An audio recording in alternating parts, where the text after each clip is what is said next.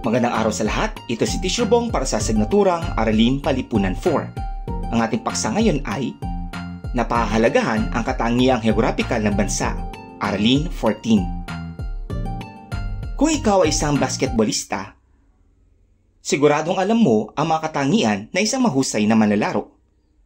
May mga katangiang taglay mula nang ipinanganak, tulad ng tangkad at haba ng bias. Mayroon ding katangiang pag-uugali tulad ng tiyaga at determinasyon. Ang mga naunang katangian, tangkad at haba ng mga bias, ay mga pisikal na katangian, habang ang mga huli ay mga panloob na katangian, ang tiyaga at determinasyon. Katulad ng isang basketballista, may katangian ng isang bansa na susi upang umunlad. Ang mga pisikal na katangian ay katumbas ng geograpikang pisikal, sapagkat taglay na natin ito bilang biyaya ng Diyos sa bansa. Habang ang mga katangiang panloob ay tumutumbas naman sa geograpiyang pantao bilang pinagkaisang kamalayan ng mga mamamayan ng bansa. Geograpiyang pisikal. Ang Pilipinas ay isang tropikal na bansa. Halos ang buong teritoryo ay maaaring tamnan dahil sa lagay ng klima.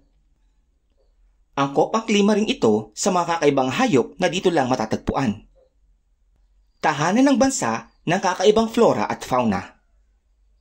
Flora, tumutukoy sa iba't ibang uri ng mga halaman at puno na matatagpuan sa isang lugar. Fauna, tumutukoy sa iba't ibang uri ng mga hayop sa isang lugar. Ilan sa mga kakaibang flora ay ang mga sumusunod. Heto naman ang ilan sa mga fauna na matatagpuan lamang sa Pilipinas. Ang mga produktong saging at langis ng nyog ay ilan sa ating mga pangunahing export na produkto. Export, mga produktong binibenta sa ibang lugar o mga iniluluwas.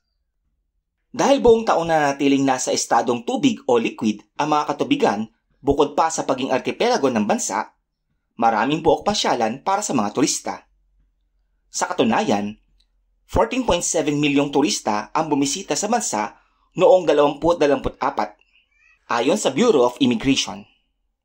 Bureau of Immigration, ahensya ng gobyerno na nangangalaga sa kapakanan ng mga bangyagang papasok at lalabas ng bansa at masiguradong susunod ang mga ito sa batas ng Pilipinas. Dahil napalilibutan tayo ng katubigan, mahalagang kabuhayan ang pangingisda. Madalas na nababalita ang patungkol sa mga isla ng bansa sa gawing West Philippine Sea o South China Sea. Napakahalaga na panatiliin ng bansa ang soberanya nito sa mga isla na pinag-aagawan din ng ibang mga bansa.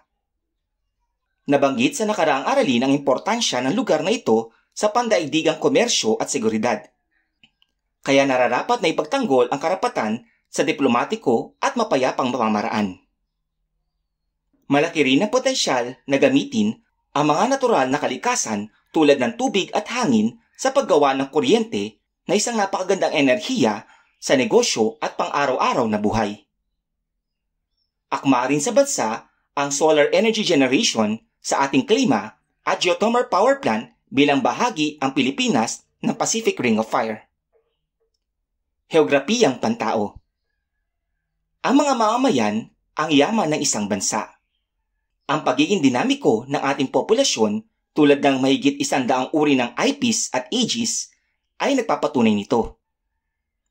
Ang kultural na pamana ng ating mga ninuno ang nagbibigay ng ating pambansang pagkakakilanlan. Bata ang populasyon ng Pilipinas.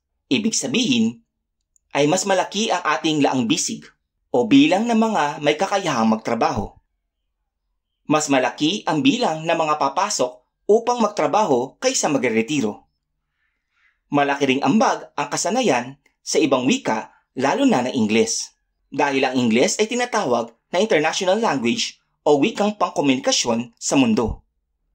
Ang kakayahang ito ang nagdulot kung bakit maraming BPO at call centers sa bansa. BPO, Business Process Outsourcing, ang pagkuha ng trabahador para sa isang proseso ng kumpanya, subalit hindi sila direktang empleyado ng kumpanyang ito. Call center, isang uri ng BPO na ang pinakatrabaho ay direktang makipag-ugnayan at ayusin ang anumang problema ng mga kliyente ng isang kumpanya. May mga kaugalian tayong mabuti tulad ng magiliw na pagtanggap ng mga bisita, paggalang sa nakatatanda at mahigpit na bikis ng pamilya. Ang mga ito ay ilan sa mga tatak Pinoy.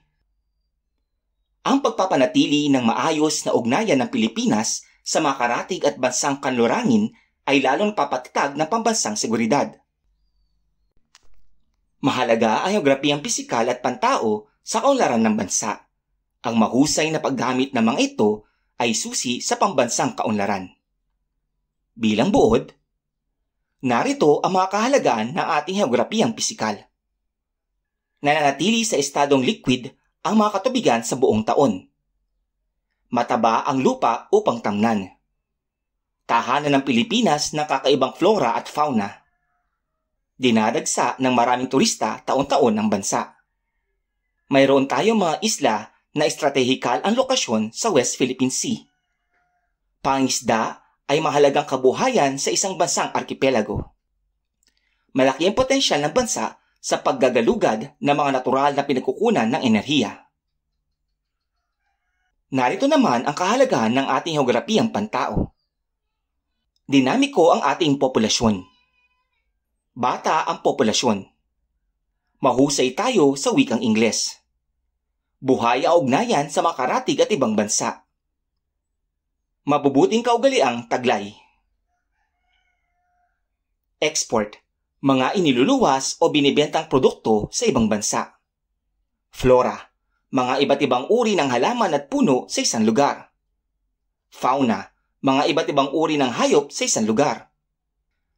Akma sa klima ng bansa ang mga natural na paraan sa paggawa ng enerhiya tulad ng hydroelectric, wind, solar, at geothermal. Ang susunod na aralin ay natutukoy ang mga pinagkukunang yamang matatagpuan sa bansa. Pakiclick ang like, subscribe at notify icons para manatiling updated sa ating mga bagong aralin. Maraming salamat sa iyong pakikinig. Ako si Teacher Bong na nagsasabing, learning is fun and for everyone. Hanggang sa muli!